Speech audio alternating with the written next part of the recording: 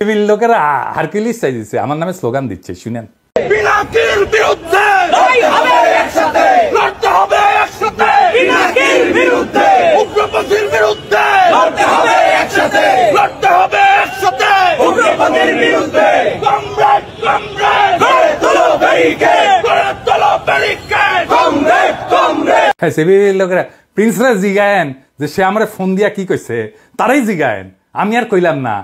Grace দিছি কয়েকদিন, Prince মিয়া জানে কেন গ্রেস দিছি। আমি প্রিন্সরে কইছি ইন্ডিয়ান লেসপেন্সারি বাদ দেন, লাকিরে আর এম এম আকাশকে বহিষ্কার করেন, শাহবাগে অংশ নেওয়ার জন্য ক্ষমা চান, বাকশালে যোগ দেওয়ার জন্য ক্ষমা চান, পার্টিতে ইসলাম বিদ্বেষের চর্চা বন্ধ করেন ঘোষণা দিয়া।